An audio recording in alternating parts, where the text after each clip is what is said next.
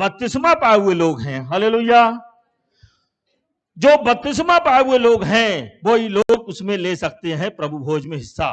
प्रभु भोज बपतिस्मा का मतलब क्या है कि पूरी तरीके से डुबा देना, बैप्टाइजो, ग्रीक भाषा में, यूनानी भाषा में जिसे बैप्टाइजो करके बोलते हैं, जिसका मतलब है डुबा देना, पूरी तरीके से डुबा देना। आधा नहीं डुबाना है, ना छिड़काव लगाना है, बल्कि डुबा देना है। इसका मतलब क्या है? पूरी तरीके से मर जाना है, पूरी तरीके से दफना देना है, पूरी तरीके से पाप के लिए मर जाना है। बपतिस्मा का मतलब जब बपतिस्मा लेते हैं तो पिता, पुत्र, पवित्र आत्मा के नाम से बपतिस्मा लिया हुआ व्यक्ति, हालेलुया। याद रखें, प्रभु भोज वही सा लेगा। प्रेरितों काम 2 अध्याय 41 पद में क्या लिखा है? प्रेरितों काम किताब 2 अध्याय उसका 41 पद में, जिन्होंने उसका वचन ग्रहण किया उन्होंने क्या करा? बपतिस्मा लिया। जो मन फिराए हुए लोग हैं, जो नया जन्म पाए हुए लोग हैं, केवल वही बपतिस्मा लेते हैं। कई बार क्या होता है कि हम नए जन्म पाए नहीं, बपतिस्मा ले लिया, नए जन्म नहीं पाया है, मन नहीं फिराया है, पाप से तौबा नहीं करी है, लेकिन हम बपतिस्मा लेने की लाइन में लग गए। तो वो बपतिस्मा आपका इलीगल बपतिस्मा है, वो गैर कानूनी बपतिस्मा है, गैर तरीके से बपतिस्मा लिया है, व्यवस्था के विरोध में बपतिस्मा लिया है। बपतिस्मा का मतलब यही है, जब आप बपतिस्मा लेने जाते हैं तो पहले उसका वचन ग्रहण करें, पहले आप मन फिरा लें, पहले आप नया जन्म पा लें, तब जाकर आप बपतिस्मा लेंगे। बपतिस्मा के बारे में रोमियो किताब देखेंगे, रोमियो किताब में और 6 अध्याय उसके 2 पद से पढ़ना शुरू करेंगे। लिखा, कदापि नहीं, हम जब पाप के लिए मर गए तो आगे को उसमें कैसे जीवन बिताएं? क्या तुम नहीं जानते कि हम सब जिन्होंने यीशु का बपतिस्मा लिया है उसकी मृत्यु का बपतिस्मा लिया है, हालेलुया। जब हम लोग जो बपतिस्मा लिए हुए लोग हैं तो यीशु मसीह का मृत्यु का बपतिस्मा लिया है। जैसे यीशु मर गए, लिखा है उस मृत्यु का बपतिस्मा पाने से हम उसके साथ गाड़े गए, और जैसे मसीह पिता की महिमा के द्वारा मरे हुए में से जिलाया, वैसे ही हम भी नए जीवन की चाल चलें। क्योंकि यदि हम उसकी मृत्यु को समानता में उसके साथ जुड़ गए तो निश्चय उसके जी उठने की समानता में भी जुड़ जाएंगे। हम जानते हैं कि हमारा पुराना मनुष्य तब उसके साथ क्रूस पर चढ़ा गया है और पाप का शरीर व्यर्थ हो जाए और हम आगे को पाप के दास्तव में ना रहे, क्योंकि जो मर गया वो पाप से छूटकर धर्मी हो गया है।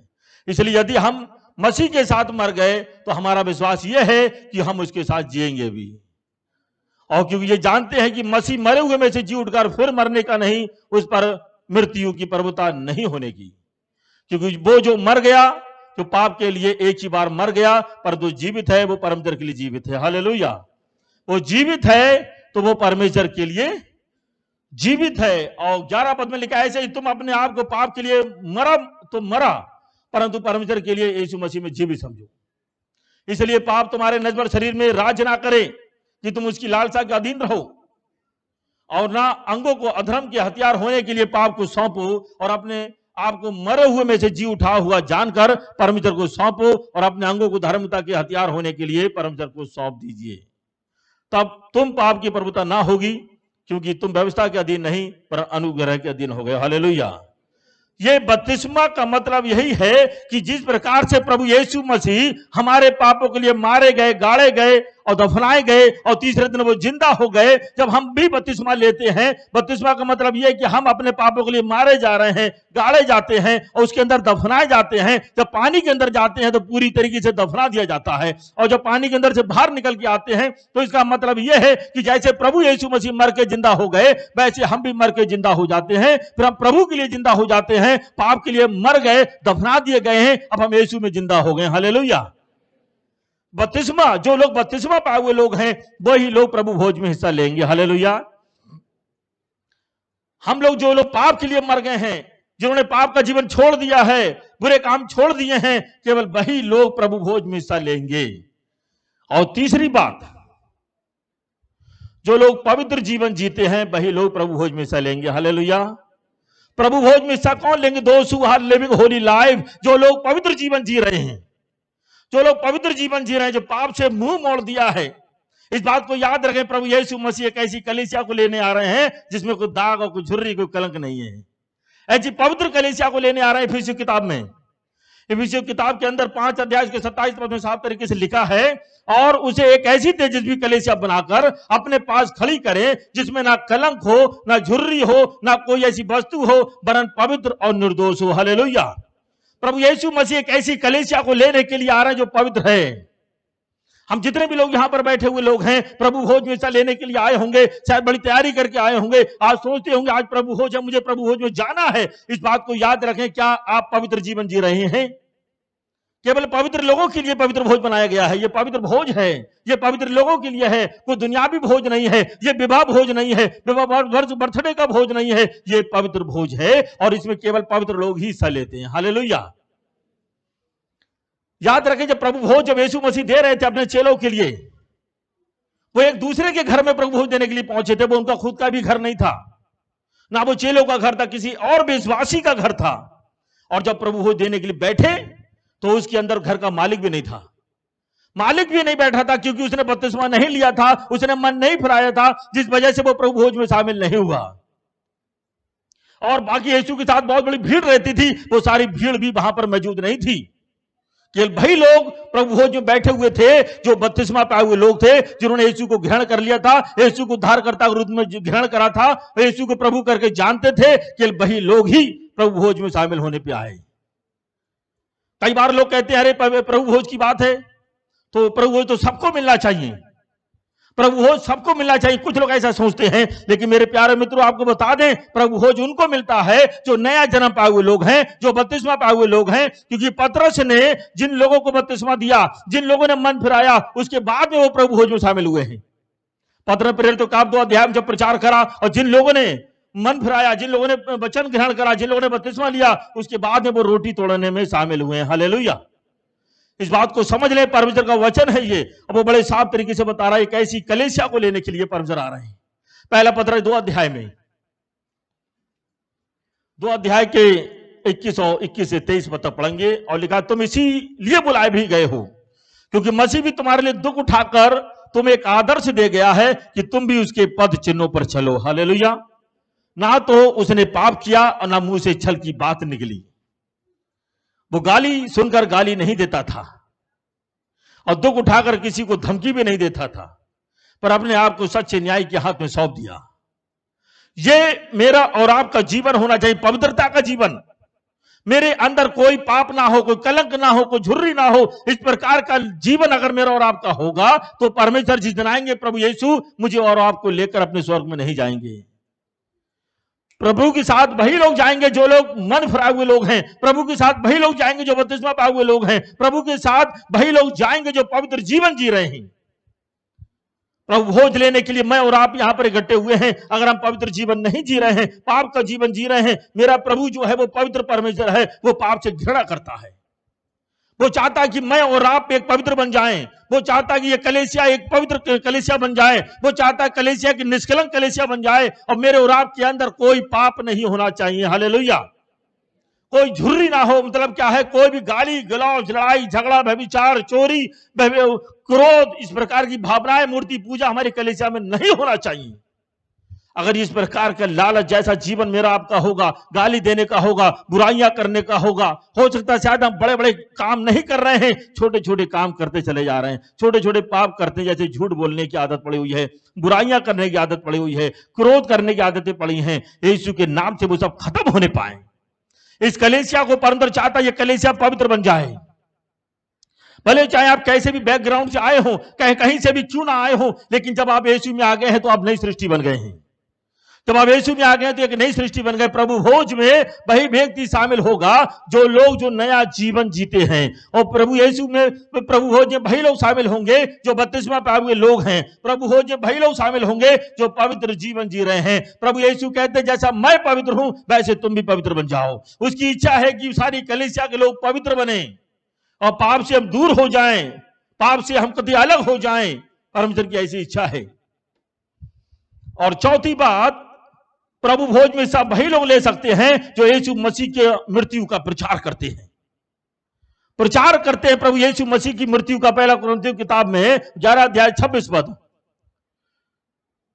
पहला कुरिन्थियों किताब 11 अध्याय 26 पद में लिखा है कि जब कभी तुम ये रोटी खाते और इस कटोरे में से पीते हो तो प्रभु की मृत्यु को जब तक वो ना आए प्रचार करते रहोगे। हालेलुया। आप प्रचार करेंगे, आप जाकर बताएंगे लोगों के लिए कि मेरा प्रभु यीशु मसीह जो है वो परमेश्वर है, उसके अलावा कोई परमेश्वर नहीं है। वो मेरे पापों के लिए मारा गया, वो मेरे पापों के लिए गाड़ा गया, वो तीसरे दिन जिंदा हो गया और आज भी जीवित है। अब वो वापस आने वाला है, वो अपनी कलीसिया को लेने के लिए आ रहा है। जो कलीसिया निष्कलंक और शुद्ध है उस कलीसिया को लेगा और अपने साथ हमेशा हमेशा के लिए स्वर्ग में लेकर जाएगा। हालेलुया। ये आपका ये इस प्रकार का प्रचार होना चाहिए। प्रभु भोज में हिस्सा ले रहे हैं और हम लोग कई बार प्रचार नहीं करते हैं। प्रभु भोज में हिस्सा लेते हैं, कई बार उसकी मृत्यु को हम याद नहीं करते हैं कि मेरा प्रभु मेरे लिए कैसे मारा गया, उसने कैसे कष्ट उठाए, कैसे तकलीफ उठाई। हम लोग कई बार कोई बातों को याद ही नहीं करते हैं। प्रभु चाहते जब आप प्रभु भोज लेने के लिए जाएं, प्रभु चाहते जब आप प्रभु भोज की मेज पे पहुंचे तो याद करें उसकी मृत्यु के लिए। जैसा है किताब 53 अध्याय में लिखा है कि वो हमारे पापों के लिए कैसे वो मारा गया है, कैसे वो लहूलुहान हो गया है, कैसे उसने कष्ट उठाया है। लेकिन निश्चय उसने हमारे रोगों को सह लिया है और हमारे दुख को उठा लिया है। तो अभी उसने हमें परमेश्वर का मारा कूटा दुर्दशा में पड़ा हुआ समझा, परंतु वो हमारे ही अपराधों के कारण घायल किया गया है। वो हमारे अधर्म के कारण कुचला गया, हमारी शांति के लिए उसने तड़ना सही और कोड़े खाने से उसके हम लोग चंगे होते हैं। प्रभु यीशु ने मेरे और आपके लिए कष्ट को उठाया है। प्रभु यीशु ने मेरे लिए कोड़े खाए हैं। प्रभु यीशु ने मेरे लिए आपका लहू बहाया है। उसने सारे हमारे पापों को अपने ऊपर ले लिया है। जब आप प्रभु के भवन में आए, प्रभु भोज की मेज में, ये मन मना कर कि मुझे आज प्रभु भोज लेना है, ये मन मनाते हुए कि आज प्रभु भोज का भोज है, महीने में एक बार होता है, तो क्या हम अब उसका सुसमाचार प्रचार इसको खाने के बाद में करते हैं कि नहीं करते हैं? जब कभी प्रभु भोज आए तो याद करें कैसे मेरे प्रभु ने, ऐसे ऐसे लोग हैं जो एक दिन पहले तैयारी करना शुरू कर देते हैं। इतवार को प्रभु भोज होगा, वो शनिवार को तैयारी करना शुरू कर देते हैं। शनिवार से वो प्रार्थना करना शुरू कर देते हैं। शनिवार से हाथ उठाकर उपवास प्रार्थना रखकर वो इस याद में बैठते हैं कि कैसे मेरे प्रभु ने कष्ट उठाए हैं, कैसे मेरे प्रभु ने मेरे लिए जान दी है, कैसे प्रभु यीशु ने कलवरी को सहा है, कैसे प्रभु यीशु मसीह ने मेरे लिए कोड़े खाए हैं, कैसे उसकी दाढ़ी नोची गई, कैसे उसके मुंह पर थूका गया, कैसे उसे धक्का दिया गया। इन सारी बातों को वो याद करते हैं और आंसुओं से रो रो के धन्यवाद देते हैं, प्रार्थना करते, प्रभु अगर तू नहीं मरता तो मैं मरता, अगर तुझे कोड़े नहीं पड़ते तो मेरे लिए कोड़े पड़े जाते, तेरे लिए अगर तकलीफ नहीं होती तू सहता नहीं तो आज वो सारे कष्ट मेरे ऊपर होते। लेकिन मेरे प्रभु ने सारे कष्टों को उठा लिया है और सारे कष्टों को उसने उठा लिया है, तो हम धन्यवाद एक दिन पहले देना शुरू कर देते हैं। हालेलुया। और उसकी मृत्यु को याद करने लगते हैं। उसकी मृत्यु को जब आप याद करेंगे तो आपके जीवन में बदलाव शुरू हो जाएंगे। जब आप उसकी मृत्यु को याद करेंगे तो आपके जीवन में बड़ी आशीष आना शुरू हो जाएंगी। इसीलिए जो भी व्यक्ति प्रभु भोज में हिस्सा लेगा वो उसकी मृत्यु को याद करे, प्रचार करना शुरू करे। हालेलुया। जब आप प्रभु की मृत्यु में जा रहे हैं, जब आप उसको याद करते हैं, तब प्रभु भोज लेने का आनंद अलग आएगा। कुछ लोग जो प्रभु भोज लेने आते हैं, विश्वास माने मैंने ऐसे ऐसे लोगों को देखा, वो रोते रहते हैं। रोटी उनके हाथ में आती है तो वो देखते हैं ये प्रभु यीशु मसीह का मांस है। यीशु ने कहा ये रोटी जो देख रहे हो ये मेरा मांस है, अगर तुम इसे नहीं खाओगे तो तुम्हारे मेरे में कोई संबंध नहीं है। यीशु ने कहा ये कटोरा जो देख रहे हो ये मेरा लहू है, जब तुम इसे नहीं पियोगे तो तुम्हारा मेरा कोई रिश्ता नहीं है।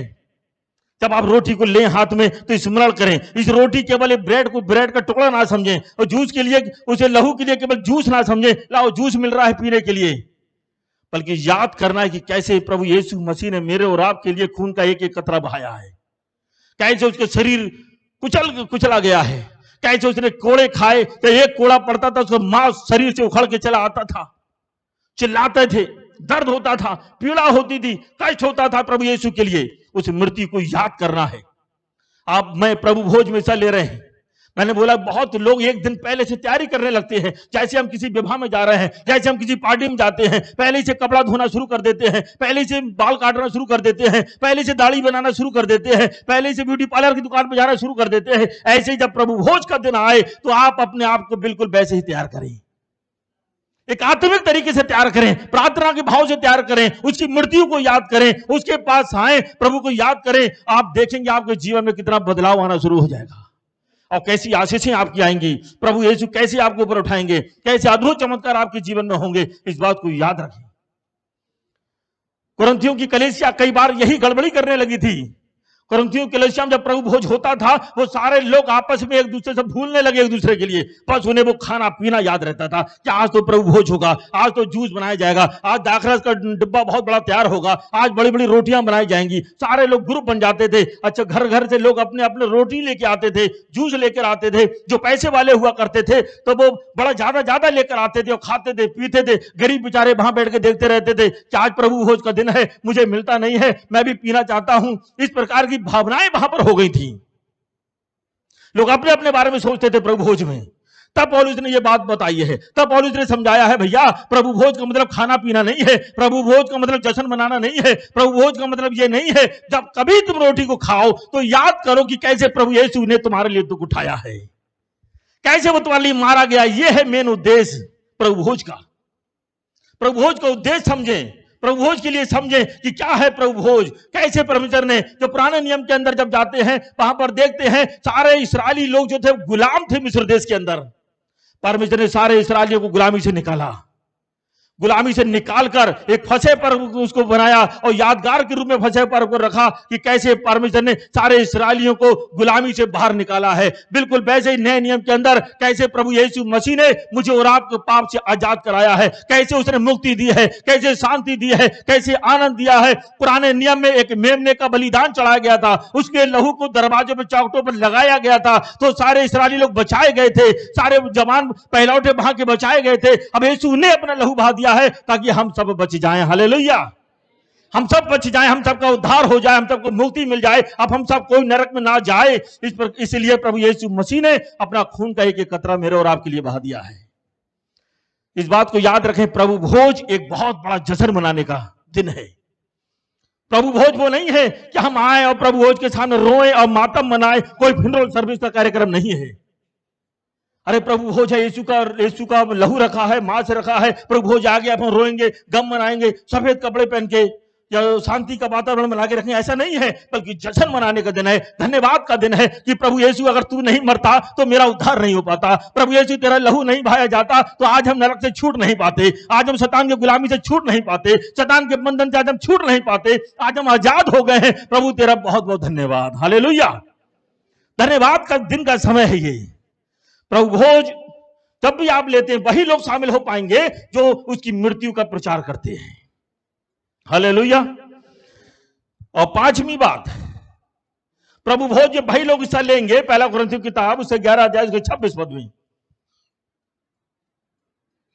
कि जब कभी तुम ये रोटी खाते और इस कटोरे में से पीते हो तो प्रभु की मृत्यु को जब तक वो ना आए, जब तक वो ना आए प्रचार करते रहो, जब तक वो ना आए, मतलब those who are waiting for second coming, जब तक वो लोग प्रभु भोज में हिस्सा लेंगे जो लोग यीशु के आगमन का इंतजार कर रहे हैं। हालेलुया, जो लोग प्रभु यीशु मसीह के आगमन का इंतजार कर रहे हैं कि मेरा प्रभु आएगा, इंतजार कर रहे हैं और तब तक वो इस प्रभु भोज को लेते रहेंगे। प्रभु यीशु ने कहा जब तक मैं वापस एक बार आऊंगा और आपके साथ पिता के साथ में बैठ के प्रभु भोज एक बार होगा, बहुत बड़ा जश्न मनाया जाएगा उस दिन, और हमारा यीशु साथ में होगा, पूरी दुनिया के विश्वासी साथ में होंगे, एक बड़ी भीड़, हजारों लाखों करोड़ों अरबों लोगों के साथ में बैठ के हम लोग प्रभु भोज में शामिल होंगे। हालेलुया। और उस दिन हमारा प्रभु भोज देंगे, वो खुशी मनाएंगे, एक साथ बैठ के भोज करेंगे हम लोग। जो लोग प्रभु भोज को इंतजार कर रहे हैं दूसरे आगमन का, प्रभु यीशु का इंतजार कर रहे हैं कि मेरा प्रभु एक दिन आएगा, वही लोग इसमें हिस्सा ले सकते हैं।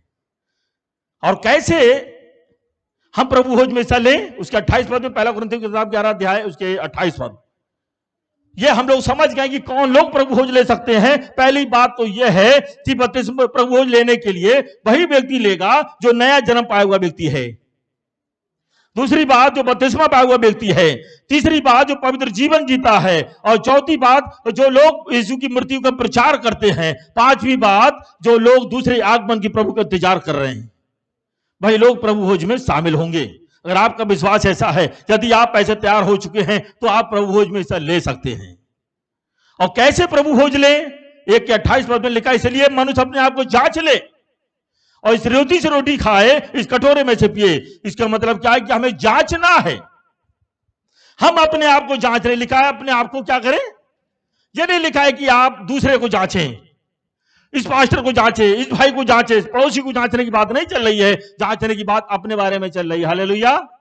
जब आप प्रभु भोज लेने के लिए आ रहे हैं तो ये ना देखें अरे मेरे बगल में तो ऐसा व्यक्ति खड़ा है जो झूठ बोलता है, मेरे बगल में तो ऐसा व्यक्ति खड़ा है जो झगड़ा करता है, मेरे बगल में तो ऐसा व्यक्ति खड़ा है वो क्षमा नहीं करता है। हमें दूसरों को नहीं देखना है बल्कि अपने आप को देखना है, अपने आप को जांचना कि मेरे अंदर कोई दोष तो नहीं है, मेरे अंदर कोई कमियां तो नहीं है, मेरे अंदर कोई गलती तो नहीं है, मेरे अंदर कोई व्यभिचार तो नहीं है, मेरे अंदर कोई झगड़ा तो नहीं है, मेरे अंदर कोई कपट तो नहीं है। ये जांचना है।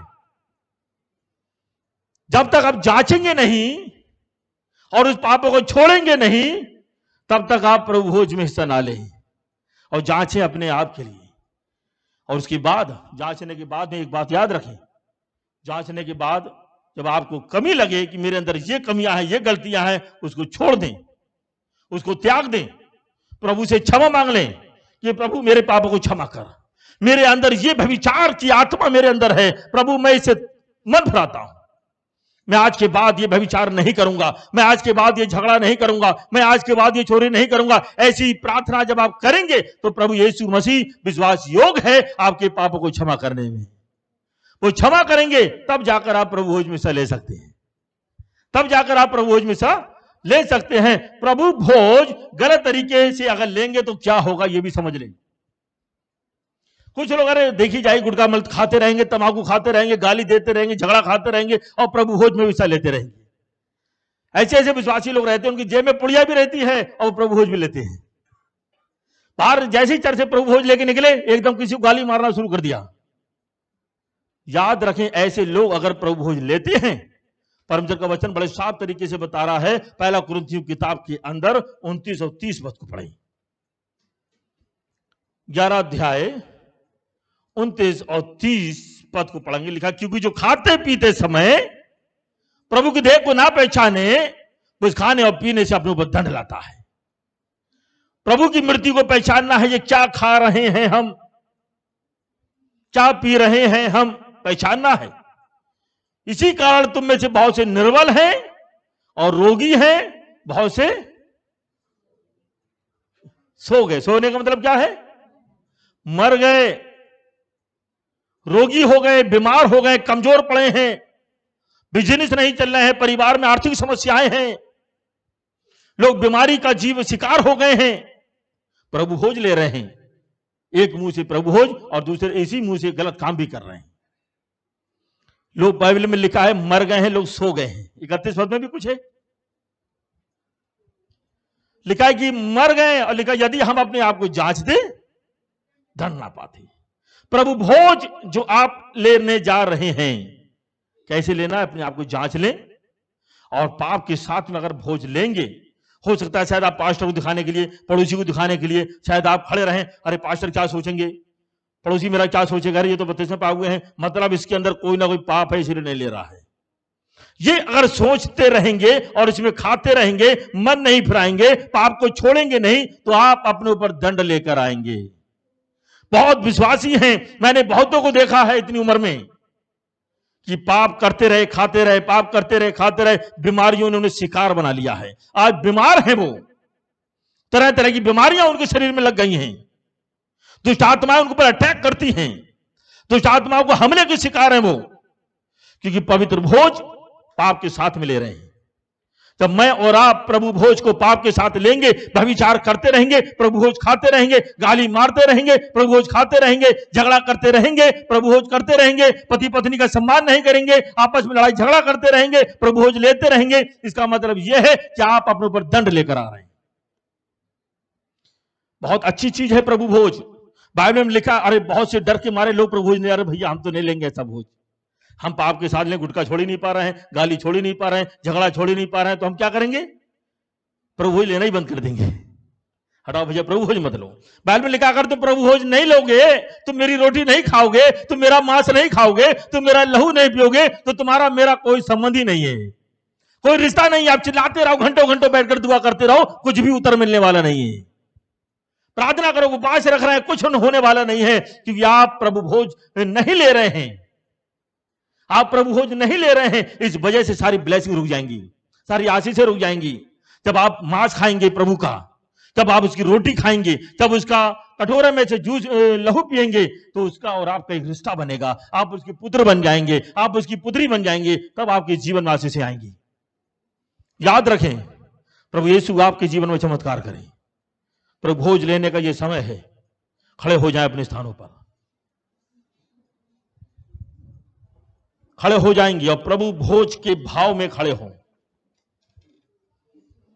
मैंने बताया प्रभु भोज में वही लोग हिस्सा लेते हैं जो नया जन्म पाए हुए लोग हैं, जिन्होंने पाप से मन फिरा लिया है, जिन्होंने पुराना मनुष्य तब छोड़ दिया है, अब वो नया मनुष्य तब को धारण करे हुए लोग हैं। प्रभु भोज में वही लोग हिस्सा लेते हैं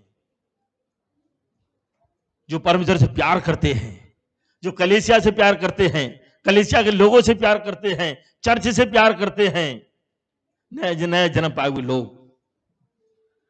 भाई लोग प्रभु भोज में शामिल होंगे जो लोग डुबकी का बपतिस्मा लिए हुए लोग हैं। केवल भाई लोग खड़े हो जाएं जो नया जन्म पाए हुए लोग हैं। केवल भाई लोग खड़े हों जिन्होंने बपतिस्मा ले लिया है। केवल भाई लोग खड़े हों जो पवित्र जीवन जी रहे हैं। केवल भाई लोग खड़े हों जो प्रभु यीशु मसीह की मृत्यु का प्रचार कर रहे हैं। केवल भाई लोग खड़े होंगे जो दूसरे आगमन का इंतजार कर रहे हैं। इस बात को याद रखें और अपनी आंखें बंद करें और प्रभु भोज में जाने से पहले प्रार्थना करें।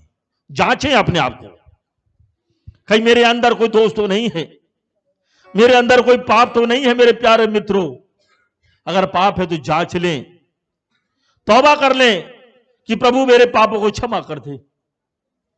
मैंने कई बार तेरी मेज में शामिल हुआ लेकिन पाप के साथ में शामिल हुआ। मैंने कई बार तेरी रोटी खाई प्रभु, तेरे कटोरे में से पिया है लेकिन पाप के साथ, मुझे क्षमा कर दे।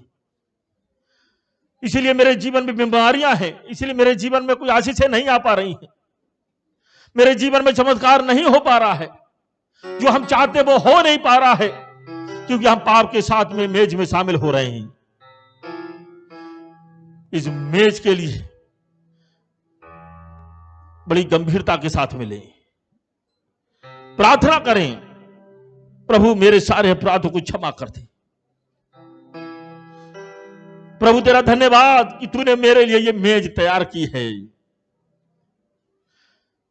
प्रभु तेरा धन्यवाद जो आपने मेरे लिए मेज तैयार करी है, मेरे लिए कष्ट उठाए, मेरे लिए आपने आंसू बहाए, मेरे लिए परमेश्वर आपका पसीना लहू बन के टपका है,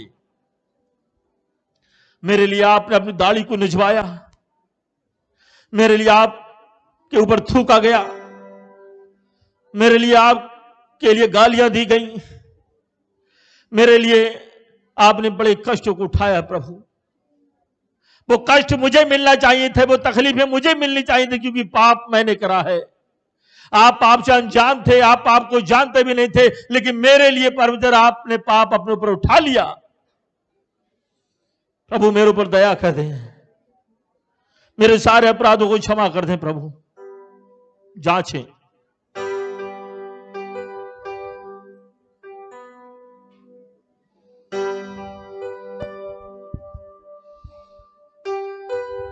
हालेलुया। क्योंकि ये बात मुझे प्रभु से पहुंची और मैंने तुम्हें भी पहुंचा दी। जिस रात प्रभु यीशु मसीह पकड़वाए गए, उसने रोटी ली। जिस रात प्रभु यीशु मसीह पकड़वाए गए, उसने रोटी ली और रोटी लेकर उसने धन्यवाद दिया। कहा, ये जो रोटी देख रहे हो, ये मेरी देह है, मेरा शरीर है, जो तुम्हारे लिए तोड़ा जाएगा। मेरे प्रभु यीशु ने अपने शरीर को तोड़वाया है मेरे और आपके लिए।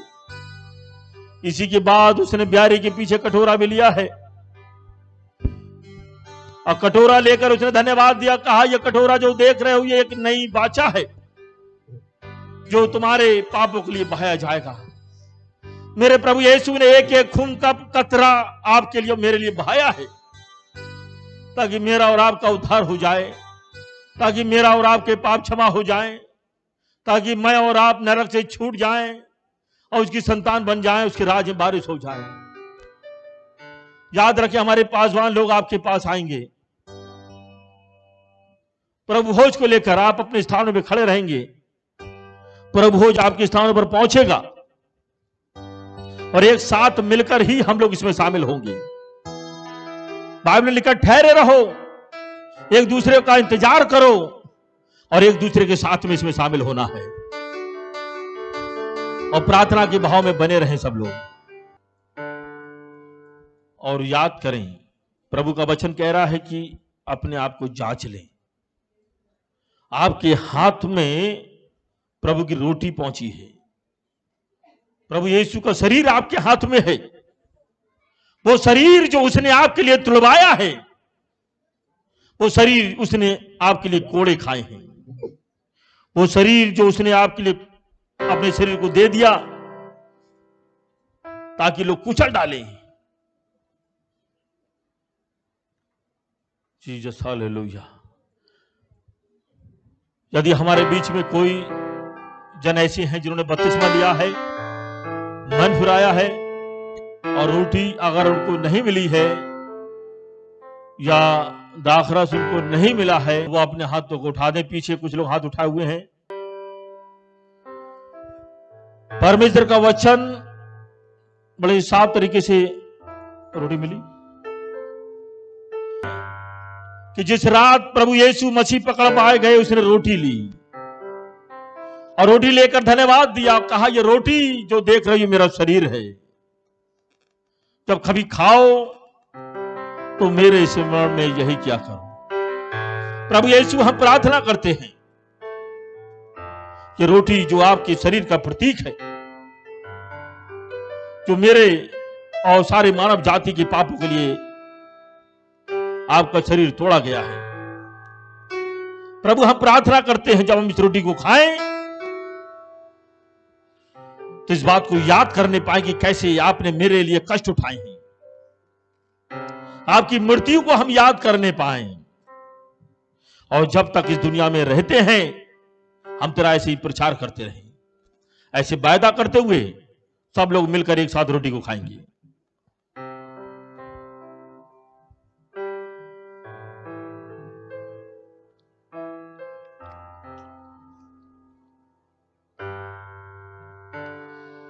और इसी के बाद उसने प्यारे के पीछे कटोरा लिया। ये कटोरा मेरे लहू में नहीं बाचा है, जब कभी पियो तो मेरे स्मरण के लिए यही किया कर। प्रभु यीशु ने यह कटोरा लेकर कहा, जब कभी पियो तो स्मरण करो। क्या ये स्मरण करना है कि कैसे मेरे प्रभु ने आपके लिए एक खून का कतरा बहाया है और उसके लहू बहाए जाने के द्वारा मेरा और आपका उद्धार हुआ है। इसको याद करें और वायदा करें प्रभु से, परमेश्वर जब तक आप नहीं आएंगे हम तेरा प्रचार ऐसे ही करते रहेंगे, लोगों को बताते रहेंगे कि यीशु का लहू है जो सारे मानव जाति के पापों को क्षमा कर सकता है। ऐसा वायदा करते हुए सब लोग एक साथ मिलकर इसको पिएंगे।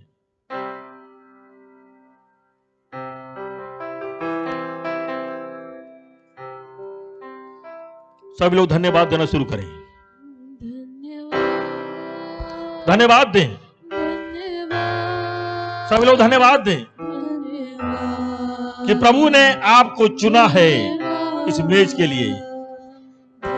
आप इस लायक हैं, आप इस बात को समझ चुके हैं। यह आपके लिए बड़े सौभाग्य की बात है प्रभु की मेज में शामिल होना। प्रभु की मेज में भाई लोग शामिल हो सकते हैं जो लोग यीशु से प्यार करते हैं, जो यीशु की संतान है। धन्यवाद दें, हालेलुया। और याद रखें अभी भी बहुत से प्याले, बहुत से कप ऐसे बचे हैं। इसका मतलब यह है कि अभी बहुत लोग हैं दुनिया में जहां तक हमें सुसमाचार पहुंचाना है और उनको भी प्रभु में लेकर आना है और इस मेज में उनको शामिल कराना है। इसलिए लगातार प्रचार करते रहे। आप अपने कपों को लेकर यहां पर आएंगे और साथ में अपने दान और दशमांश को भी लेकर आएंगे और अपनी भेंटों को भी लेकर आएंगे और हम आपके लिए प्रार्थना करेंगे। फिर आप ऐसे करके आएंगे, इधर से जाएंगे।